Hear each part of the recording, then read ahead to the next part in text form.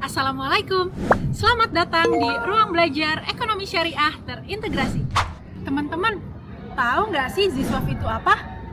Yuk kita bahas.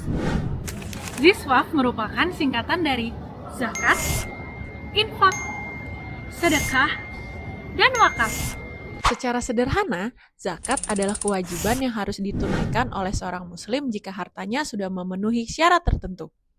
Syarat ini meliputi nisab dan haul. Nisab adalah batas minimal jumlah harta, dan haul adalah kepemilikan harta selama 1 tahun penuh. Sedangkan infak dan sedekah itu diberikan secara sukarela. Perbedaan lainnya, sedekah tidak harus pakai uang. Bisa juga dalam bentuk kebaikan atau bahkan senyuman.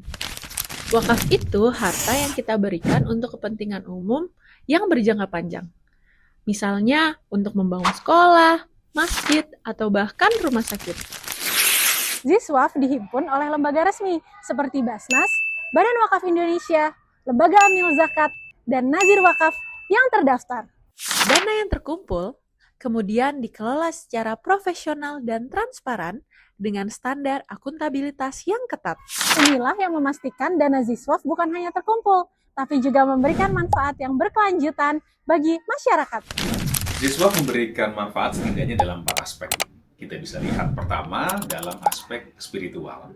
Ambil contoh zakat. Zakat ini dimaksudkan untuk membersihkan harta sekaligus menyucikan jiwa para pembayar zakat.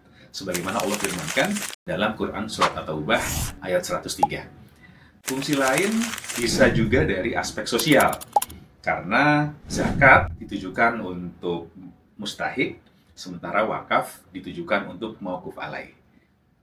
Tujuannya sama, untuk membantu mereka yang membutuhkan dan bisa mengurangi kesenjangan. Ya. Yang ketiga, ZISWAF juga bisa memberikan manfaat dalam aspek ekonomi. Karena zakat bisa digelontorkan dalam program produktif, wakaf juga umumnya bisa dibangun untuk aset-aset yang produktif. Sehingga satu kebaikan dari ZISWAF ini akan menumbuhkan perputaran ekonomi berikutnya layaknya di Quran Surat Al-Baqarah 261, di mana satu kebaikan bisa menghasilkan 7 batang dan 7 batang menghasilkan 100 bulir, sama dengan satu kebaikan untuk 100 kebaikan. Jadi di sini aspek ekonomi. Dan yang terakhir adalah aspek keberlanjutan, khususnya untuk wakaf. Wakaf adalah investasi abadi. Manfaatnya akan mengalir dari generasi ke generasi dan akan memberikan amal jariah bagi mereka yang menggunakannya sekaligus menunaikan wakaf tersebut. Kemana dana ZISWAF akan disalurkan? Kita mulai dari zakat. Zakat ada zakat fitrah, ada zakat harta. Kita ambil yang zakat harta yang besarnya 2,5% untuk mereka yang sudah mencapai nisab. Zakat harta akan diperuntukkan untuk 8 asnaf atau golongan. Ya. Yang pertama ada fakir, miskin, amil atau pengelola zakat. Kemudian ada mu'alaf, mereka yang baru masuk Islam, ada riqab, ya, hamba sahaya, lalu juga ghorimin, orang yang berhutang, kemudian fisabilillah, mereka yang berjuang di jalan Allah, ataupun ibnu sabil, musafir yang kehabisan bekal di perjalanan. Ini adalah penerima manfaat zakat. Untuk infak dan sedekah itu relatif bebas, ya. Baik orang kaya, orang miskin boleh menerima infak dan sedekah. Hanya saja umumnya digunakan oleh banyak lembaga zakat untuk program-program yang sifatnya sosial, pendidikan maupun kesehatan dan basisnya lebih kepada kebutuhan dasar. Lalu wakaf.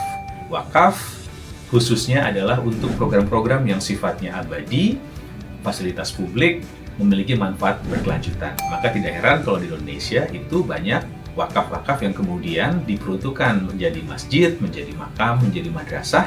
Tapi hari ini sudah banyak juga wakaf-wakaf yang bersifat produktif, apakah dijadikan rumah sakit, dijadikan klinik gigi, dijadikan rumah makan, bahkan juga rumah sewa dan juga perkantoran.